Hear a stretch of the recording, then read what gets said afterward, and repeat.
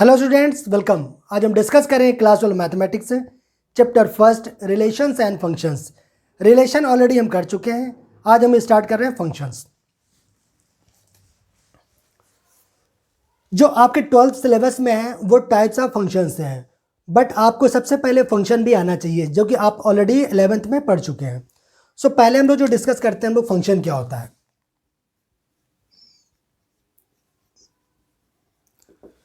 Function क्या होता है आप लोग को याद होगा। फंक्शन क्या होता है, इफ हमने लेट कर लिया, let A and B are two sets, then F such that A to B, then a relation F such that A to B is said to be function if every element of set A has one and only one image in set B। Again repeat करते हैं, इसकी definition लिख नहीं रहे, आप लोग already पढ़ चुके हैं इसको, सिर्फ हम लोग बोल रहे हैं, ठीक है।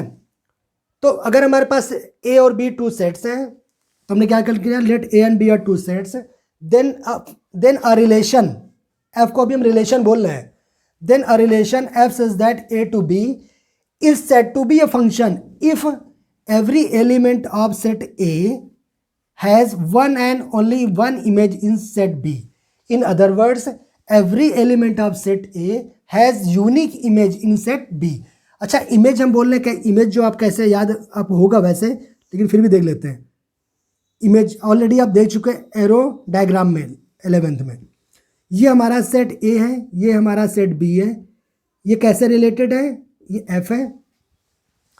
इसके एलिमेंट्स हमने ले लिया ए बी सी, ले लिया 1 2 3 और 4, और ये ए की मैपिंग कर दिया 1 से, बी की कर दिया 2 से और सी की कर दिया 3 से, ठीक है। इसको जो राइट हैंड साइड है, इसको जो बी वाले एलिमेंट्स, इसको बोलते हैं हम लोग इमेज, और जो ये वाली है इसको बोलते हैं प्री इमेज, ठीक है। सो ए की इमेज क्या हुई 1, ये इमेज वाला पार्ट हो गया, और 1 की प्री इमेज क्या हुई ए, 1 की प्री इमेज, ये प्री इमेज है ए हुई, और ए की इमेज क्या हुई, ए की इमेज 1 हो गई, ठीक है। तो अभी डेफिनेशन क्या हमने देखा कि a relation is said to be function if every element of set A has one and only one image in set B, और every element of set A has unique image in set B. इसमें अगर इसकी image देखें तो 1 ही है, इसकी भी 1 है, इसकी भी 1 है, तो ये हमारा क्या कहलाएगा, फंक्शन कहलाएगा, ठीक है। ये एग्जांपल हो गया फंक्शन का। अच्छा, इसमें और भी थोड़ी चीजें आप लोग जान लीजिए। सेट ए को, जो सेट ए है नीचे लिख दें, ये आपका डोमेन होता है, या ऑलरेडी आप पढ़ चुके हैं लेकिन फिर भी आप लोग को थोड़ा सा रिकैप कर रहे हैं, ठीक है। ए के जितना भी एलिमेंट है, ए जो है आपका डोमेन होता है, तो डोमेन के एलिमेंट्स क्या हो जाएंगे, ए कॉमा बी कॉमा सी, ठीक है। और सेट बी, इसको बोलते हैं कोडोमेन, ठीक है। अगर एलिमेंट्स कोडोमेन के बोलेंगे क्या क्या है, आगे हमारे 1 2 3 एंड 4, ठीक है। तो डोमेन, इसके एक एलिमेंट डोमेन हो गए, बी जो सेट हो गया आपका कोडोमेन हो गया। इसके बाद अगर आप लोग को रेंज पता होगा, रेंज क्या होता था, रेंज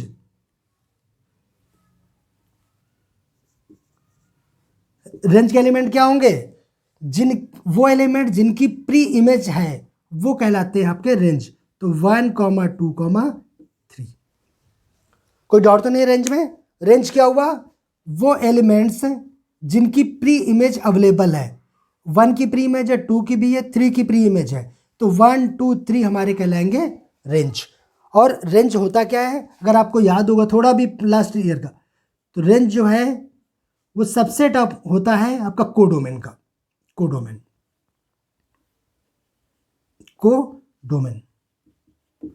ठीक है। क्लियर हुआ, रेंज क्या हुआ, वो एलिमेंट्स जिनकी प्री इमेज हो वो रेंज कहलाते हैं। उसके बाद रेंज जो होता है वो सबसेट ऑफ कोडोमेन होता है, यानी ये पूरा तो क्या हुआ, कोडोमेन हुआ, लेकिन वो एलिमेंट जिनकी प्री इमेज है वो आपके रेंज में आ गए।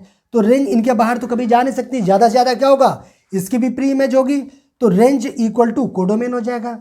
रेंज इक्वल टू कोडोमेन कब होगा, जब जो बी के हैं सबकी प्री इमेज होगी, तो रेंज क्या हो जाएगी, कोडोमेन के बराबर हो जाएगी। इसमें कोई डाउट तो नहीं रह गया आपको। क्या क्या हमने देख लिया, फंक्शन की डेफिनेशन देख लिया, उसके बाद देखा कि इमेज क्या है, प्री इमेज क्या होती है, डोमेन क्या होता है, सेट ए को डोमेन बोलते हैं, सेट बी को कोडोमेन बोलते हैं।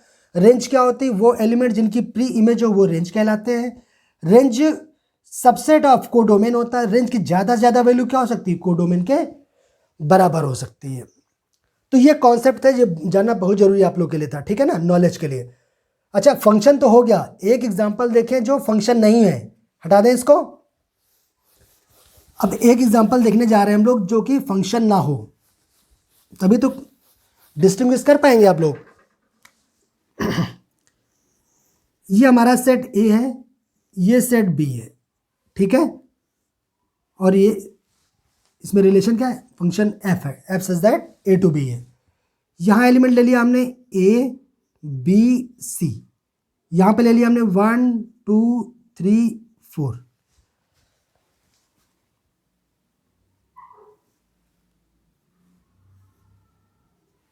ये फंक्शन है कि नहीं है,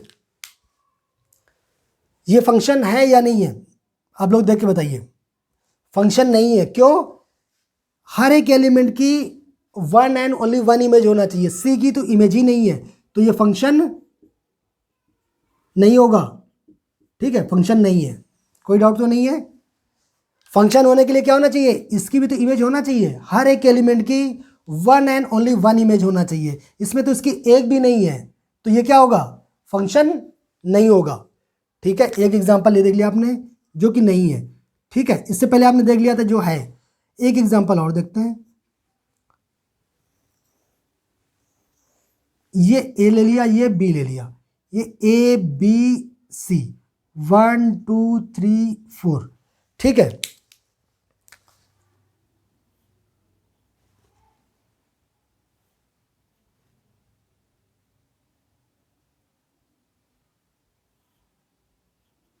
ये फंक्शन है या नहीं है, इसको भी दे देते हैं, ये ऐसे कर दिया। बोलिए फंक्शन है या नहीं है, देख लेते हैं। ए की 1 इमेज है, बी की 2 भी इमेज है और 3 भी इमेज है, तो ये क्या फंक्शन होगा, नहीं होगा, क्योंकि ए की क्या होनी चाहिए, सेट ए के हर एक एलिमेंट के 1 इमेज ही होना चाहिए। अगर एक से ज़्यादा इमेज है तो वो फंक्शन ही नहीं है, तो ये फंक्शन नहीं है, ठीक है। अच्छा, एक और बनाए और देखते हैं। अच्छा, ये वाला फंक्शन नहीं है, ठीक है, और देखते हैं, ये क्लियर कर लीजिए, अभी ज़्यादा अच्छा है, ठीक है। अगेन ए है, ये बी है, इसके एलिमेंट्स ले लिए हमने ए बी सी 1 2 3 4 5, ये एलिमेंट्स है, ठीक है। इसकी इमेज ये हो गई, इसकी इमेज ये हो गई, और इसकी इमेज ये हो गई। बताइए ये फंक्शन है या नहीं है। ये केस थोड़ा सा डिफिकल्ट है, ये क्या है, फंक्शन है या नहीं, बताइए। ये थोड़ा सा डिफरेंट है। 1 की इमेज क्या है, 1 है, और 2 की इमेज क्या है, 1 है, तो एक की तो एक ही इमेज है ना, बी की भी तो सिंगल इमेज है। इधर की 2 एलिमेंट की इधर एक इमेज हो सकती है, बट एक एलिमेंट की 2 इमेज नहीं हो सकती। अगेन इसकी 2 इमेज नहीं हो सकती हैं, इधर की प्री इमेज 2 हो सकती हैं। ए की इमेज 1 है, बी की इमेज भी 1 है, ये पॉसिबल है, ये फंक्शन है, ठीक है, ये फंक्शन है। बट ये एक ही एलिमेंट की 2 इमेजेस नहीं हो सकती। इसका मतलब क्या हुआ, इसका अगर ऐसे है, ये अगर ये तो बनना है ऐसे करके, अगर ये है तो ये पॉसिबल नहीं है। हाँ, ये हो सकता है, कैसे, ये इधर हो जाए, ऐसे हो सकता है। ये 2 एलिमेंट्स हैं, इनकी सेम इमेज हो सकती है, यही जिसमें दिया गया कि ए की 1 है और बी की भी 1 है, ये पॉसिबल है। बट ये पॉसिबल नहीं है कि यहाँ एक एलिमेंट हो उसकी 2 इमेज हो, इमेज एक ही होना चाहिए। इसकी भी इमेज तो एक ही है, बी की भी इमेज तो एक ही है, तो ये फंक्शन होगा। आई थिंक अब आप लोग को फंक्शन में डाउट नहीं होना चाहिए, ठीक है ना, हटा दें। तो ये जितना भी था आपका पिछला नॉलेज होना चाहिए था, तो ये इसलिए डिस्कस कर लिया जैसे आपको अगर ये नहीं होगा तो फिर बीच बीच में आपको कहीं ना कहीं डाउट रहेगा, ठीक है। अब हम लोग डिस्कस करते हैं टाइप्स ऑफ फंक्शंस। देखिए टाइप ऑफ फंक्शंस क्या क्या है। पहला है वन वन और इंजेक्टिव फंक्शन, सेकंड है ऑन टू और सर्जेक्टिव फंक्शन, और थर्ड है one one and onto. One one and onto इसको बाइजेक्टिव भी बोलते हैं। तो सबसे पहले हम लोग डिस्कस करते हैं वन वन और इंजेक्टिव। वन वन और इंजेक्टिव फंक्शन क्या होता है। देखिए इसकी डेफिनेशन ऑलरेडी हमने लिख दिया है, लेकिन इस डेफिनेशन से सिर्फ काम नहीं चलेगा, इसको हम लोग डिटेल डिस्कशन करेंगे, ठीक है। क्या लिखा है इसमें, a function F such that X to Y is said to be one one और injective function if the images of distinct elements of X under F are distinct. इसका मतलब क्या है कि जो एक्स की इमेज होना चाहिए वो डिस्टिंक्ट होना चाहिए। ये हमारा कोई फंक्शन है एफ सच दैट, क्या दिया गया, एक्स टू वाई लिया गया, ए टू बी नहीं एक्स टू वाई ले रहा है, ठीक है, जो हमारे इसमें डेफिनेशन में ही ले रहे हैं एक्स टू वाई। हमारा डिफाइन कैसे function F such that X to Y, और ये कह रहे हैं, देखिए कह रहे हैं कि F such that X to Y is said to be one one और injective if the images of distinct elements of X, ये एक्स है और ये वाई है, ठीक है, अंडर एफ। ये कह रहा है कि इसकी हर एक एलिमेंट की इमेज क्या होना चाहिए, वाई में डिस्टिंक्ट होना चाहिए। इसका मतलब क्या कहना चाह रहा कि ए बी सी 1 2 3 4 इनकी इमेजेस डिस्टिंक्ट होना चाहिए। ये है आपका वन वन फंक्शन, ठीक है। हर एक एलिमेंट के देखिए इमेज क्या है, डिस्टिंक्ट है। कोई भी ऐसा एलिमेंट नहीं जिसको जो है दो इमेजेस हो, ठीक है। हर एक एलिमेंट की जो इमेज है वो क्या है, डिस्टिंक्ट है। ये तब ये फंक्शन कहलाएगा वन वन फंक्शन। अच्छा वन वन फंक्शन कब नहीं होगा वो भी अभी एग्जांपल देख लीजिए तो क्लियर हो जाएगा। ये वन वन है, ये वन वन है, वन वन मीन्स इंजेक्टिव। अच्छा एक एग्जांपल लेते जो वन वन नहीं हो, यही ले रहे हैं, ठीक है।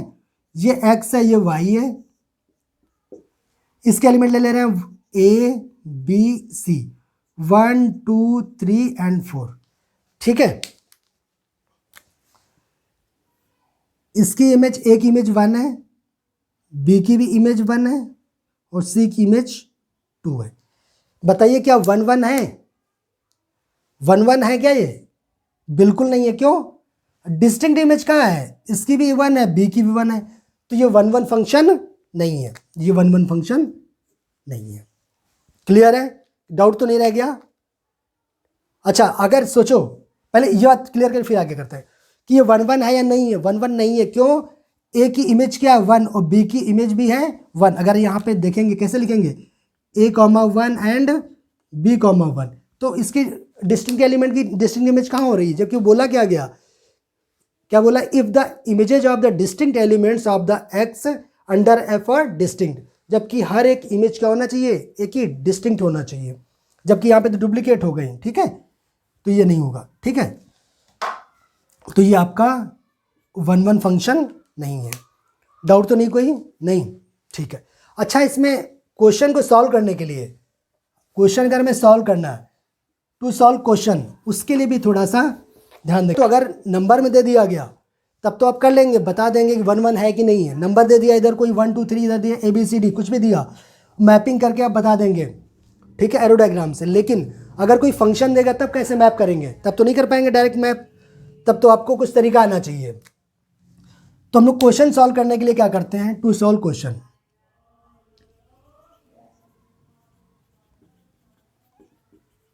टू सॉल्व क्वेश्चन हम लोग सॉल्व करने के लिए क्या करते हैं, सबसे पहले हम लोग लेट करते हैं, let x1 comma x2 belongs to x, इसको बोल रहे हैं हम डोमेन। अभी हमने डिस्कस किया था कि जो सेट ए होता था पहला सेट, वो हमारा क्या होता है, डोमेन है। तो हमने x1 कॉमा x2 दो एलिमेंट्स ले लिए, कहाँ बिलोंग कर रहे हैं, हमारे डोमेन से। अगर ये इससे बिलोंग करेंगे, देखो इस हमने लिखा भी था यहाँ पे ये कि x1 comma x2 belongs to x1 comma x2 belongs to x क्या है हमारा, ये वाला डोमेन है, ठीक है। सच दैट अगर यहाँ से निकाले फंक्शन ऑफ x1 और x2 हमने बराबर मान लिया, और अगर इसको सॉल्व करें, यहाँ से अगर x1 इक्वल टू x2 आ जाएगा तो हम बोल देंगे कि हमारा फंक्शन 1 1 है, ठीक है। तब हम बोल देंगे हमारा फंक्शन 1 1 है। अच्छा, इसका क्लियर हुआ नहीं हुआ, कैसे, ये क्या है, आइए देख लेते हैं। अभी हमने क्या किया, यहां पे हमने क्या किया कि ये हमारा x है और ये हमारा y है, ठीक है, अंडर f। यहां पे टू एलिमेंट्स ले लिया, x1 कॉमा x2। x1 और x2 हमारे डिस्टिंक्ट एलिमेंट हैं। और यहां पे हमने क्या लिया, इस वाले में ये y है, y इक्वल टू fx होता है, y इक्वल टू fx, ठीक है। और एक बार हमने x की जगह पर x1 रख दिया, एक बार x की जगह पर x2 रख दिया, तो fx1 और fx2 है, ये दोनों बराबर है। मीन्स क्या हुआ कि fx1 इक्वल टू fx2, इधर function x1 equal to function x2 है और इधर दो एलिमेंट्स हैं, तो 1 1 होने के लिए क्या होना चाहिए था, इधर भी एक होना चाहिए, इधर भी एक होना, अगर ये एक है तो इधर भी तो एक ही होना चाहिए था। यानी कि क्या होना चाहिए था, x1 और x2 आपस में बराबर होना चाहिए था, तभी तो एक हो पाएगा।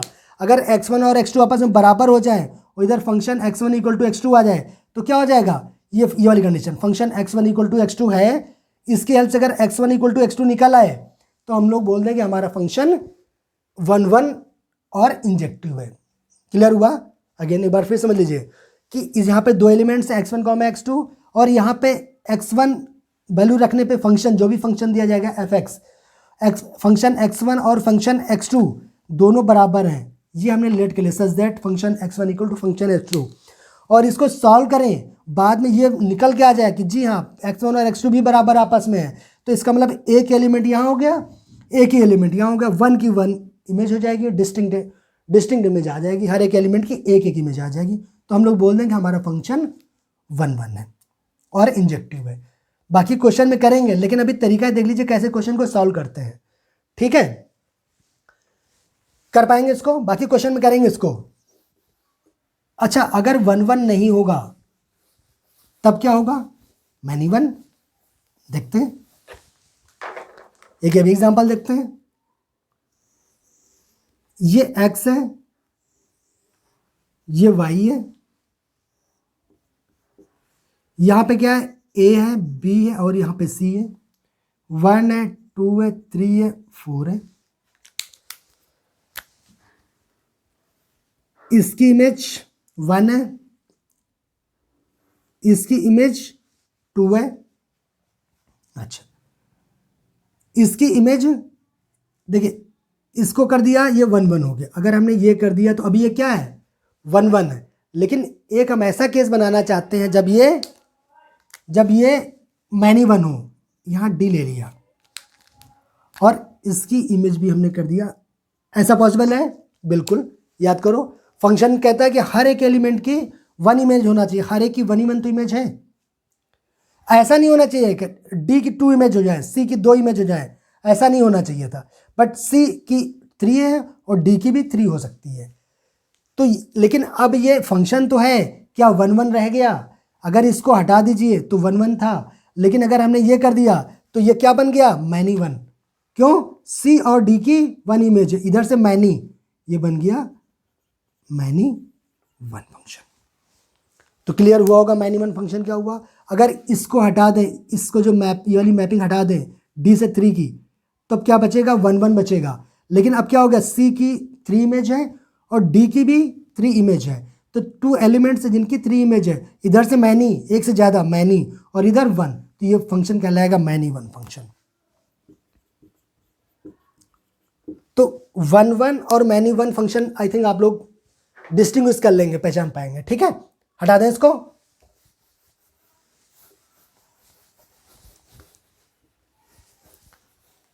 अभी आप लोगों ने क्या देख लिया, फंक्शन देखा, 1 1 फंक्शन देखा, इसको इंजेक्टिव बोलते हैं या फिर मैनी वन, ठीक है। अब देखते हैं हम लोग ऑन्टो और surjective.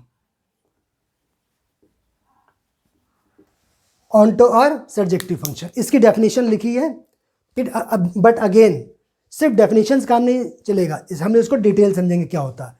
A function f such that x to y is said to be onto if every element of y is the image of some element of x under f. That is, for every y belongs to y, there exists an element x in x such that fx equal to y. f such that a to b, ये हमारा function दिया गया, a to b है xy, xy तो xy ले लीजिए, ठीक है। ये x है और ये आपका y, ठीक है। कह रहे is set to be onto if every element of y, इसके मैपिंग बना लें।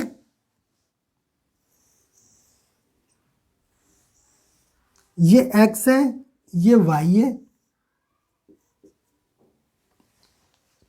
क्या बोला था, is set to be onto if every element of y, इसकी बात कर रहा हूं। If every element of y is the image of some element of x under f, यानी जो इसके एलिमेंट है इसके किसी न किसी एलिमेंट की इमेज होना चाहिए। एवरी एलिमेंट जो है इस किसी न किसी एलिमेंट की इमेज होना चाहिए। क्या कहना चाह रहे हैं, a b c, ये हो गया आपका 1 2 3। ये कह रहे हैं ये क्या हुआ है, ये इमेज हो गई, ये प्री इमेज हो गई। अगर इसकी मैपिंग करें तो a की इमेज 1 हो गई, b की इमेज 2 हो गई और c की इमेज 3 हो गई। तो इसमें क्या देख रहे हैं, y के हर एक एलिमेंट किसी न किसी एलिमेंट जो x का इमेज है, ये कह रहे हैं, ये कहना चाह रहे हैं कि एवरी एलिमेंट ऑफ y, जो भी y का एलिमेंट है x के किसी न किसी एलिमेंट का इमेज होना चाहिए। अच्छा, अगर हम ये कर दे रहे हैं 4, अब क्या ये रह गया ऑन्टो, नहीं रह गया, क्यों, 4 की तो कोई इमेज ही नहीं है, 4 का कोई प्री इमेज नहीं है, यानी 4 किसी की इमेज नहीं है, ठीक है। यही तो है, ये इमेज हो गई और ये हो गई इसकी प्री इमेज।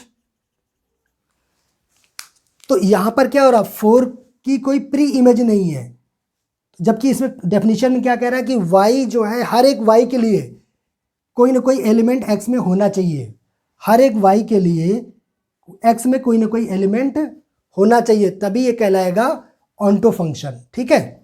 तो ये तो नहीं था, अब ये है, ठीक है, ये आपका ऑन्टो फंक्शन है। अच्छा, इसको जो डेफिनेशन लिखी है ये तो लिखी है, वैसे आप और समझिए, इसको थोड़ा समझते हैं। A function is said to be onto or surjective function if every element of y there exists x in x. x means x element है और जो कैपिटल x है वो इसका डोमेन है। क्या कहना चाह रहे हैं, if every element of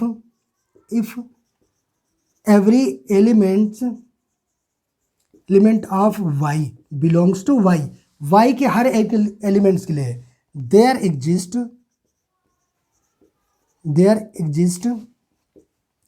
x belongs to x।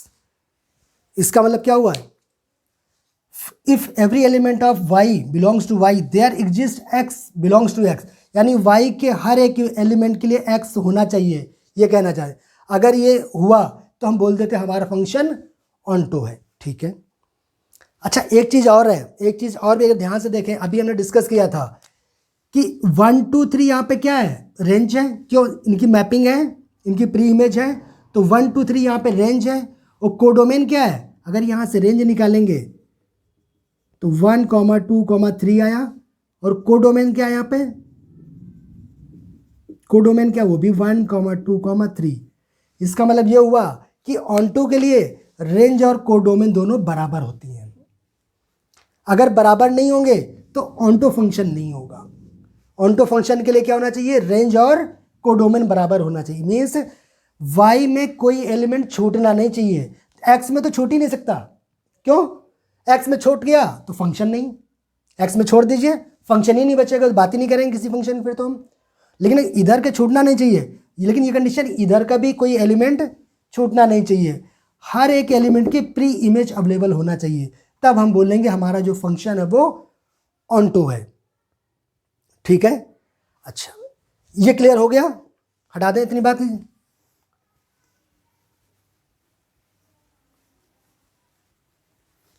Onto आपको क्लियर हो गया, इसमें कोई प्रॉब्लम आपको नहीं। अच्छा ये बताइए अगर ये है तब क्या होगा, अगर ऑनटो नहीं हुआ तब क्या होगा, तब इनटू फंक्शन। अगर ऑनटो नहीं हुआ तो इनटू फंक्शन, ये आपका इनटू फंक्शन, ये ऑनटो नहीं है, ये क्या है इनटू फंक्शन, क्यों 4 की कोई प्री इमेज अवेलेबल नहीं है, तो अगर ऑनटो नहीं होगा तो क्या होगा इनटू फंक्शन। क्लियर है, हटा दे इसको, मुझे लग रहा है आप लोग को समझ में आ चुका होगा। ठीक है, अच्छा इसमें क्वेश्चन कैसे सॉल्व करेंगे, सिर्फ मैप बना के तो नहीं दिखा पाएंगे, कुछ लिखना भी तो पड़ेगा। कैसे सॉल्व करेंगे, क्वेश्चन करने का तरीका, टू सॉल्व क्वेश्चन, बाकी जो एक्सरसाइज करेंगे आप लोग को आ जाएगा, डोंट वरी, बट यहाँ पे कुछ ना कुछ बेसिक आप समझ लीजिए, क्वेश्चन सॉल्व कैसे करें, to solve questions. Onto अगर दिखाना है तब क्या करेंगे, स्टेप 1, पहला स्टेप्स, और थोड़ा मुश्किल भी होता है, अगर आप इसके स्टेप नहीं समझेंगे तो मुश्किल होगा।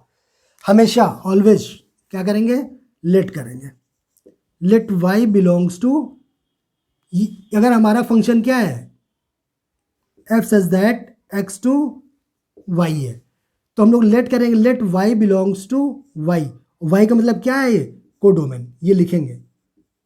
क्यों लिखेंगे, क्योंकि कई बार होगा यहाँ रियल नंबर से रियल नंबर होगा, इंटीजर से इंटीजर होगा, तो ये नहीं बता पाओगे कि आप इसकी बात कर रहे हो या इसकी, क्यों रियल नंबर से रियल नंबर मैपिंग हो सकती है, एक्स भी रियल हो सकता है, वाई भी रियल हो सकता है, इसलिए हमेशा इसको लिखेंगे, क्या लिखेंगे, let y belongs to Y, और वाई क्या आपका कोडोमेन। उसके बाद स्टेप 2,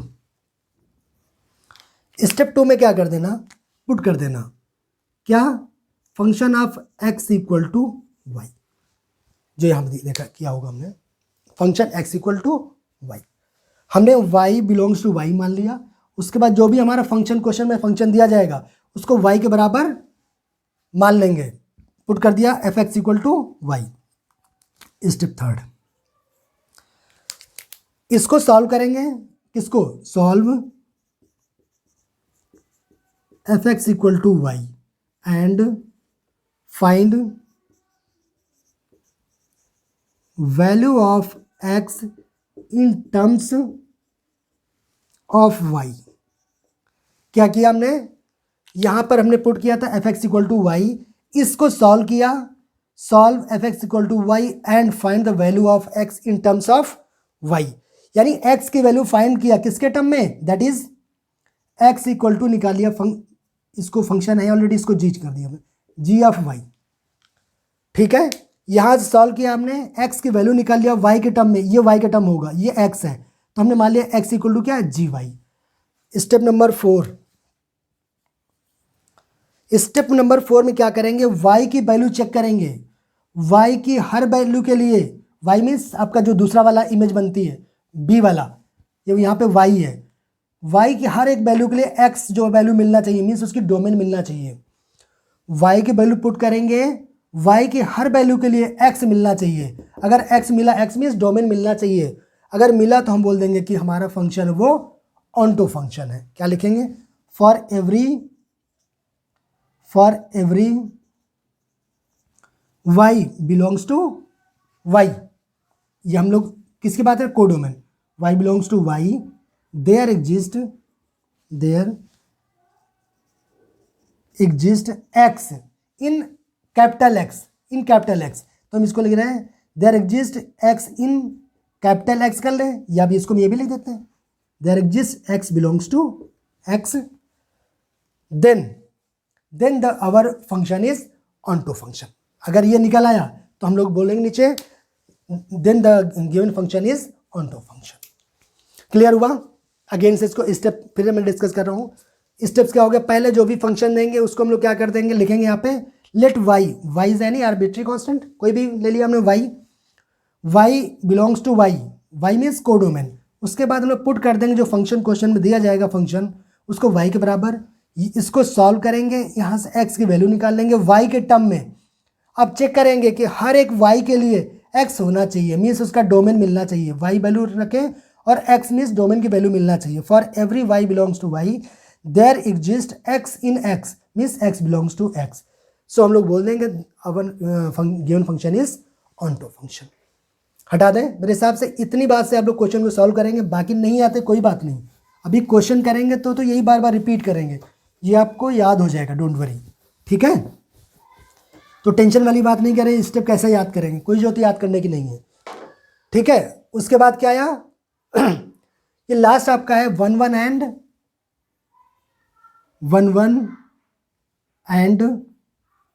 ऑनटो।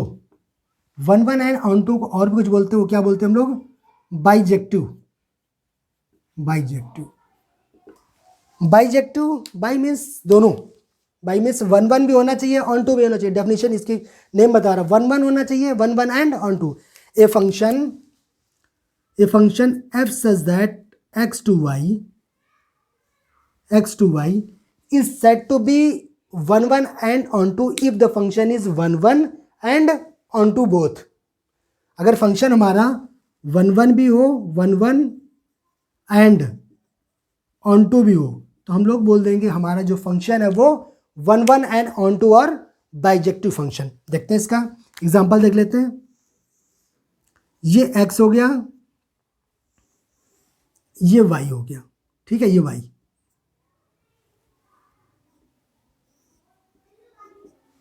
अच्छा, इसके एलिमेंट्स ले लेते हैं। इसके ले लिया हमने a b c d e f, ठीक है। मैपिंग करते हैं, ये हो गई, इसकी मैपिंग ये कर दिया, इसकी मैपिंग ये कर दिया। पहले बताइए 1 1 है या नहीं है? आप बोलेंगे यस 1 1 है, 1 1 तो है। क्यों? हर एक एलिमेंट के डिस्टिंक्ट इमेजेस है, हर एक एलिमेंट के डिस्टिंक्ट इमेजेस है, तो 1 1 तो निकल आया। अच्छा, y का कोई भी एलिमेंट ऐसा तो नहीं जिसकी प्री इमेज ना हो। चेक करो, t की भी है, e की भी, f की है। अगर सभी एलिमेंट्स हमारे ऐसे हो जिनकी प्री इमेज अवेलेबल हो, तब क्या होता है, ऑनटो फंक्शन। तो 1 1 तो हर एक की डिस्टिंक्ट इमेज यहाँ निकला है, 1 1 निकला, और y के हर एक एलिमेंट की प्री इमेज है, तो क्या निकला है, ऑनटो। तो दोनों हो गए 1 1 एंड ऑनटो। ये फंक्शन हो गया हमारा 1 1 एंड ऑनटो और बाइजेक्टिव। तो इसका कॉन्सेप्ट क्लास आई थिंक आप लोग को क्लियर हुआ होगा, जितने भी कॉन्सेप्ट डिस्कस हुए। कॉन्सेप्ट क्लास इसका यहीं तक रहेगा। आप लोग इसके क्वेश्चन लगा सकते हैं, इसको देखिएगा अच्छे से, क्योंकि कोशिश मैंने करी कि इसमें डेप्थ में आप लोग को समझाया है, ठीक है ना। बाकी इसको ट्राई करिए क्वेश्चन लगाने की, और कहीं डाउट आता या कहीं कॉन्सेप्ट में भी कहीं आपको लगता है कि प्रॉब्लम है, प्लीज़ आप कमेंट्स करिए, ठीक है। चलिए ठीक है, थैंक यू सो मच।